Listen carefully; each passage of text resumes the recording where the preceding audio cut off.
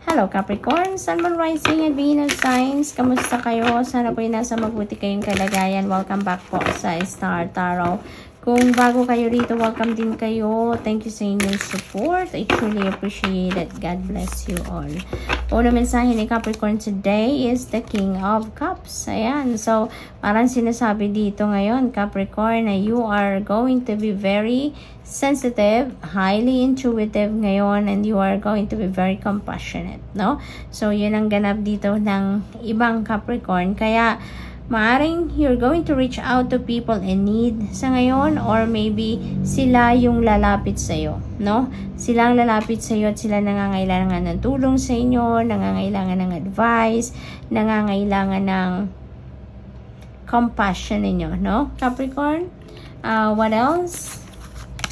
We have 9 of Pentacles, beautiful energy. Now is the period of bounty. Now is the period for plenty for you. Financial comfort is here, no? Mararanasan ninyo ngayon ang kaluwagan sa pera, no? This is prosperity and abundance coming your way, Capricorn. Kaya this is very exciting. Ano to bunga ito ng inyong pagsisikap. This is the fruit of your hard work. This is the fruit of your labor, no? So, it's about time na para ma-enjoy nyo naman ang inyong pinaghirapan, no? So, take a step back sa kung ano man ang inyong pinagkakabisihan. Take a step back a little lang, no? Doon sa inyong pagtatrabaho, sa inyong daily grind. And, you know, you are entitled to treat yourself, no? Dahil pinaghirapan mo naman ang perang ito, no? Capricorn, so i-enjoy ninyo yan. What else? We have the moon energy. Yan. So, this is about intuition. This is about dreams. So, most likely, no, Capricorn, dahil meron din tayong water energy dito, talaga naman, no, maaari talaga na you're going to be very highly intuitive and sensitive. Your psychic abilities will be on point around this time. Kaya pakiramdam ko dito, there are going to be a lot of downloads, no? A lot of information, intuitive messages, not just siguro na parating sa inyo dito, no? And your job dito is for you to access those messages, no? It's either humihingi kayo ng divine guidance, hiningi ninyo itong mga downloads na to, or maybe you really have a situation sa ngayon that needs divine guidance. Kaya, pinapadalhan kayo ng Panginoon dito para kayo ay matulungan, para kayo ay maggabayan sa inyong mga circumstances sa ngayon, no? Now is the time also is na dapat chillin lang kayo, no? Chillin lang kayo, nag-o-observe kayo, nakikinig lang kayo sa mga intuitive messages ninyo and other, you know, messages na hatid ng divine universe sa inyo. Now is not the time to take action, no? Kasi maaring meron kayo ditong kailangang gawin, pero hindi pa kayo sigurado talaga 100% sa gagawin ninyo. It's because maybe the basis ng kung ano man ang inyong gagawin is maaring malabo pa. Maaring yung situation ninyo, hindi pa ninyo nakikita ang heart of it. Kaya parang nagdadalawang isip din kayo at the same time, no? So, yun nga, napakahalagang pakinggan ninyo ang gabay ng Divine Universe ngayon so that you will be guided kung what's going to be your next move. Ano na nga ba ngayon ang dapat ninyong gawin, no? At also your dreams, no? Maaring may mga messages din kayo na nare-receive through your dreams, no? Through dreams. Kaya it is also important for you na pagising ninyo, kung nanaginip kayo at night, ano, pagising ninyo, whatever elements sa inyong panaginip na naalala nyo pa, make sure that you write them down on paper. At saka when you have time, i-google po ninyo yan. Dami ng blogs sa Google na nag-explain ng mga meaning ng mga dreams natin. Kaya i-research po ninyo yan for your guidance, no? We also have 8 of Cups. Napakaganda. So, you are walking away from something dito. And maybe ito yung sitwasyon ninyo na kailangan ninyo ng gabay. Kasi maaaring nagdadalawang isip pa kayo dito. Maybe you are not sure yet kung saan kayo patungo. Na which path are you taking? Maaaring hindi kayo sigurado. Kaya maaaring yan, no? Ang sitwasyon ninyo na kailangan ninyo ng guidance dito. Kasi this is a huge decision din, no? Yung pag-iwan ninyo sa isang sitwasyon. Kasi yung sitwasyon na to, kung ano man ang iiwanan ninyo, this could be something na yung parang pakiramdam ninyo, there's nothing there for you anymore. No? Yung parang you don't belong there anymore. No? Yung parang ganon. But before naman, okay ka naman dyan. Naging contented ka naman dyan. Naging masaya ka naman dyan. Pero ngayon, you know, dahil things changes, everything evolves, and even people do evolve. Kaya maaring ngayon, nagbago na ang lahat. Kaya ngayon din, maaring naiisip ninyo na it's about time not to move on. No, it's about time not to change or create some change in your life. At ang naiisip siguro ninyo dito is to walk away from this situation. No? Or walk away from this person. Kasi nga, there's nothing there anymore for you. No?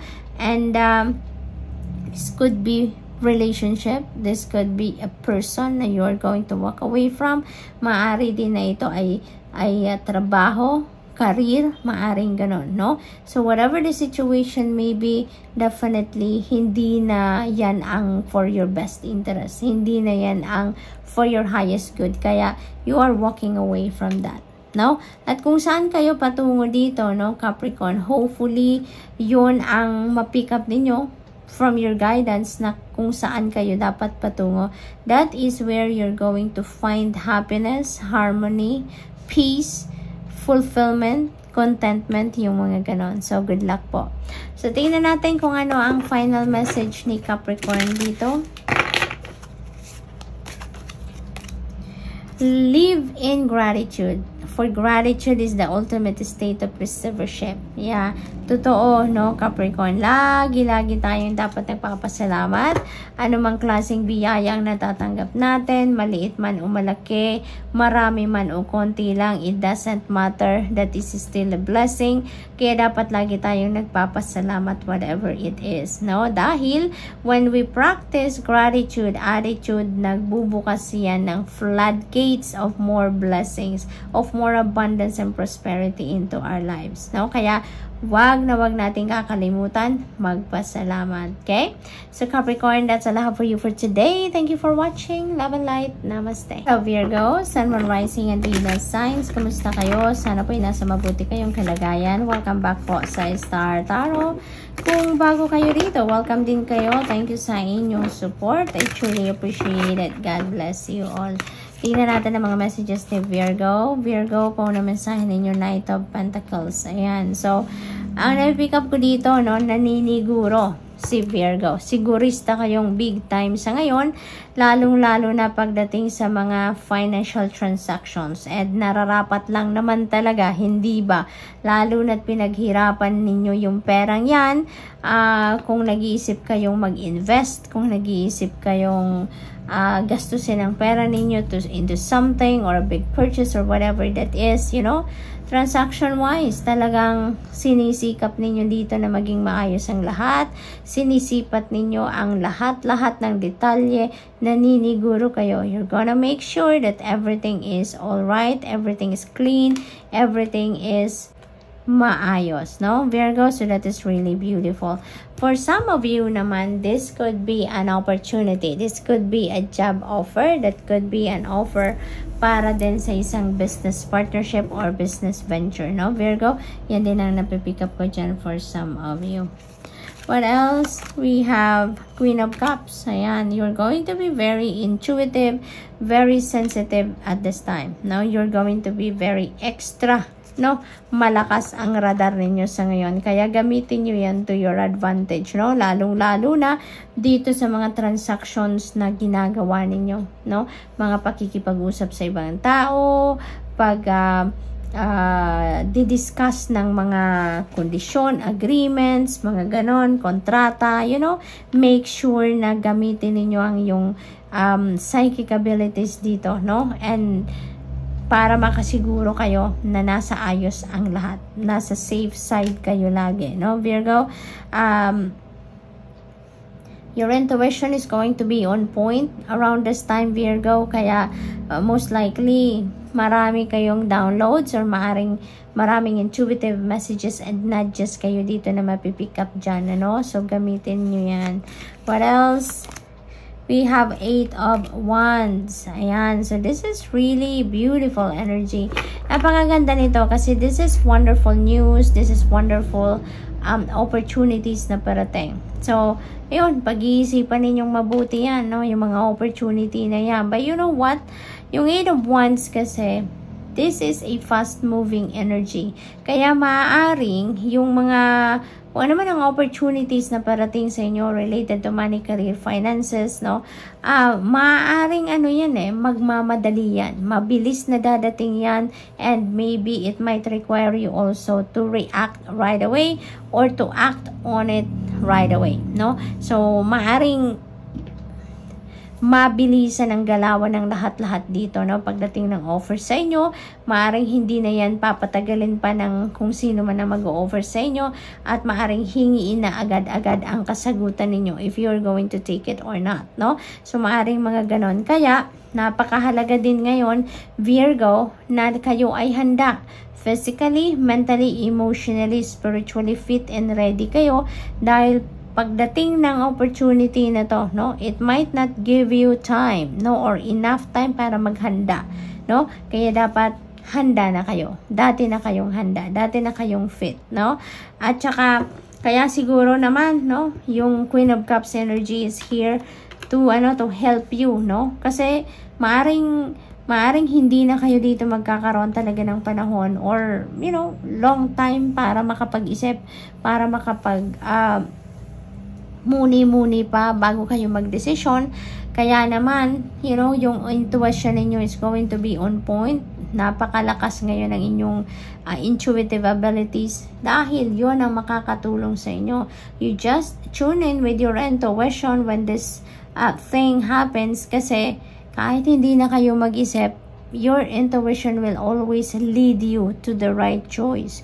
It will always lead you to the right path kung saan yun ang talagang best para sa'yo. Hindi lang tama para sa'yo, but kung ano ang best para sa'yo. Gagabayan ka, bubulungan ka. Kaya ang importante dito, always check in with your intuition. Tune in with your intuition and follow what your intuition is telling you. Para nang sa gayon, kahit nagmamadali itong opportunity na to, hindi pa rin kayo magkakamali. Mapupunta pa rin kayo sa tamang choice dito, no? For others of you, this is also travel, no? Travel energy din ito, kaya maaring babiyahe ang iba sa inyo. Maaring for different reasons, no? Depende sa inyong sitwasyon. This could be an international travel, no? Maaring work yan sa ibang bansa, or maaring magmamigrate na kayo doon, or for other reasons, no? So, good luck pa rin kung ano man ang purpose ng inyong pagbabiyahe. We have 2 of Swords. Ayan, decision. Na may decision kayong dapat gawin dito. Maaring related yan sa love, no? Love and romantic relationships. Yun ang napipick up ko dyan. Maaring ngayon, parang nasa stalemate kayo. Energy ngayon, nasa stalemate stage kayo na parang matagal ninyong pinag-isipan yan kung anong gagawin ninyo sa sitwasyon na yan, anong magiging decision ninyo, pero parang napagod kayo, no?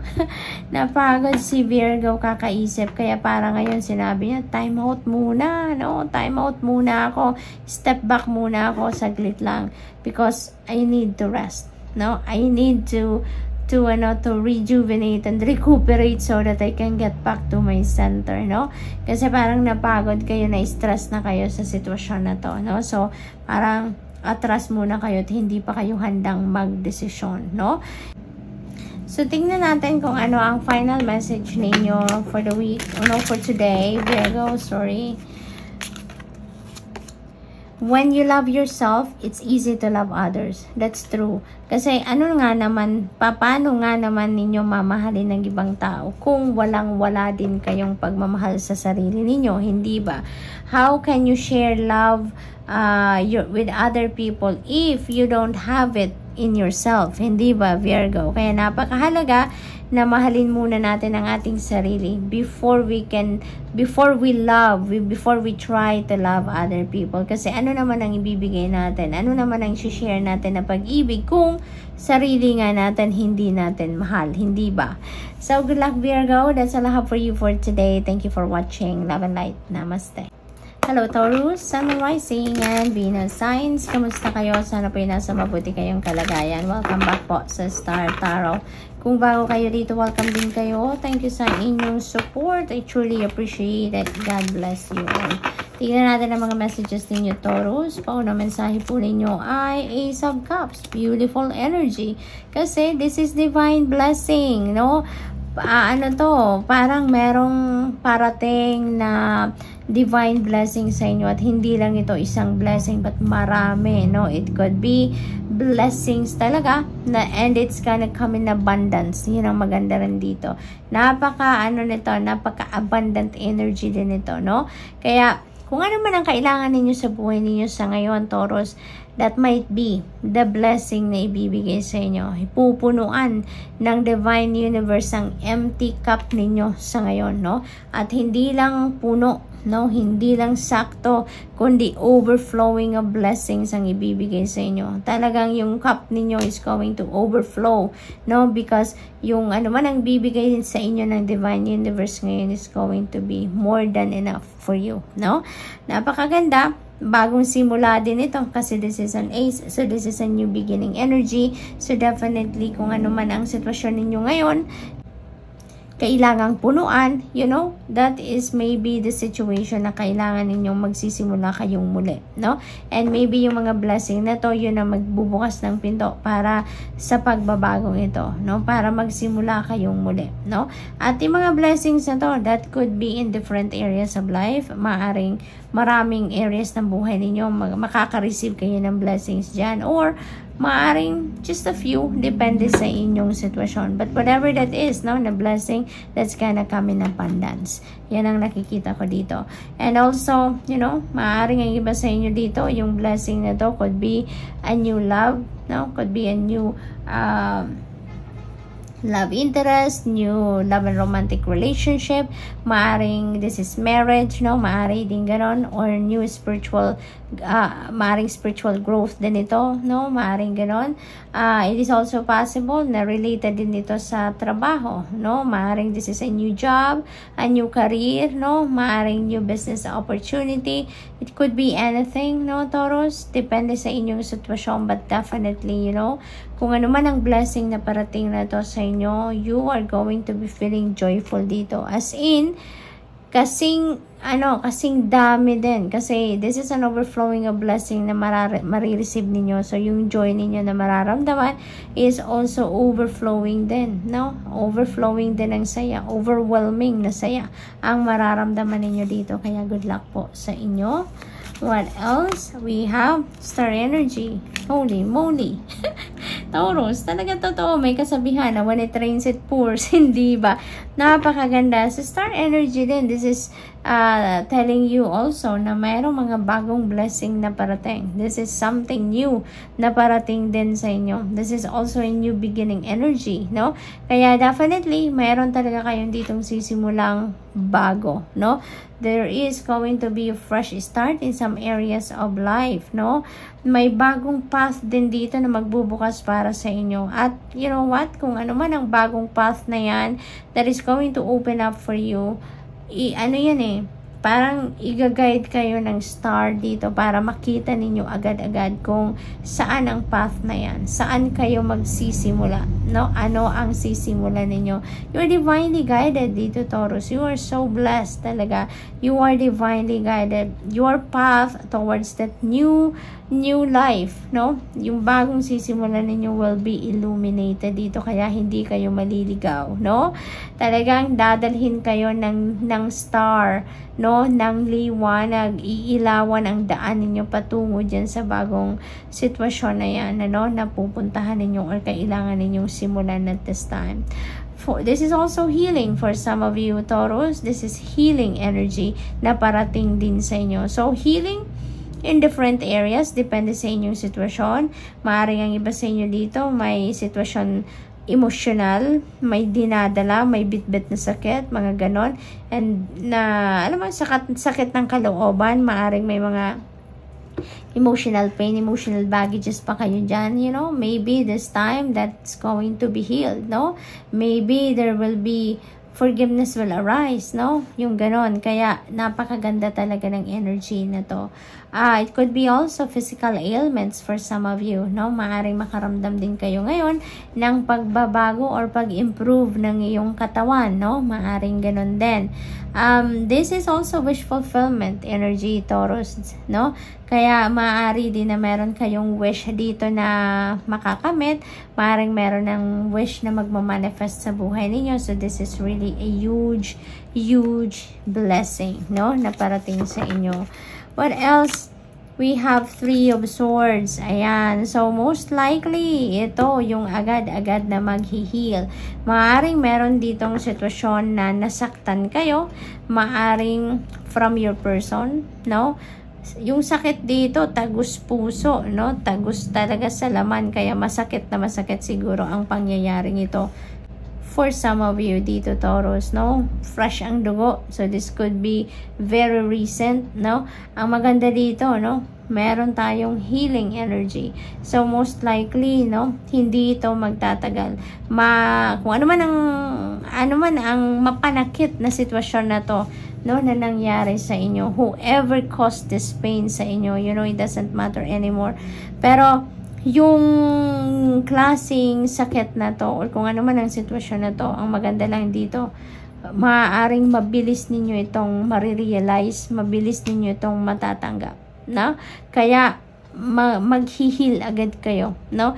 Papasok agad kayo dito sa healing process because there will be acceptance right away, no? Or hindi naman siguro ganun, yung flick of a finger na mabilis, pero you know what, hindi na ninyo ito papatagalin, no? Maaring maaga ninyong maa-accept ang sitwasyon na to na it has to happen talaga or natural lang na ganito, may mga pangyayaring ganon and tanggap nyo. Maaring may ganon, mabilis ninyong matatanggap, mabilis ninyong maiisip na ano pa nga ba magagawa mo nang nangyari na ang nangyari. So, might as well accept it so that you can move on with your life, no? Because, Taurus, maybe emotionally matured na din kayo, no? Malawak na din ang iyong pag-iintindi. Marami na din ang inyong wisdom na naipon sa sarili ninyo. You have a lot of learnings in life already also. Kaya, maano na kayo ngayon, malawak na din ang inyong pag-iintindi, malawak na din ang inyong pasensya, yung ganon. At saka, smart kayo, matalino din kayo. Kaya, mabilis ninyong matatanggap ang sitwasyon na to, no? And you are not going to dwell on the sadness, no?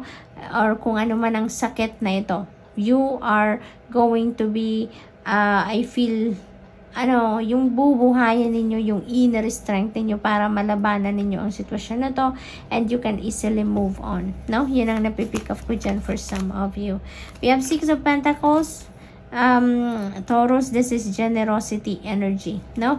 Maaring ang iba sa inyo ngayon is in need of help, is in need of money, in need of advice, in need of emotional support, no? Depende sa inyong sitwasyon, whatever it is na kailangan ninyo sa ngayon, you know, it will come. No, help is going to come in. Merong mga taong dadating dito para i-provide sa iyo ano ang inyong kailangan. Yung ganon, meron tutulong, merong all out of the blue, meron dadating at yung pala maghahatid sa inyo ng tulong or makakapag-offer sa inyo ng tulong, you know. Malalaman nila ang inyong sitwasyon through your conversations, yung mga ganon. Kaya, hindi mag-aatubili ang mga taong ito na magbigay ng suporta sa inyo in any form na kailangan ninyo, no? Kaya, you have nothing to worry about, Taurus, okay? Final message ninyo for today. May your guardian angel watch over you, give you courage and protect you every day. Ayan na nga. See?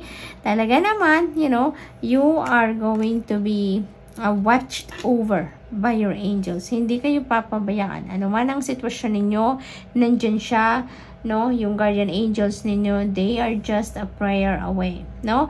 Yung mga angels natin, they are always there with us and for us, no? Kailangan lang natin din na sabihan sila, hingian sila ng tulong, no? And in this case, no, they are going to help you na ma-activate ang inyong courage and protektahan kayo sa lahat ng negativity, no, sa buhay ninyo everyday. So, good luck, Taurus. That's all I have for you for today. Thank you for watching. Love and light. Namaste.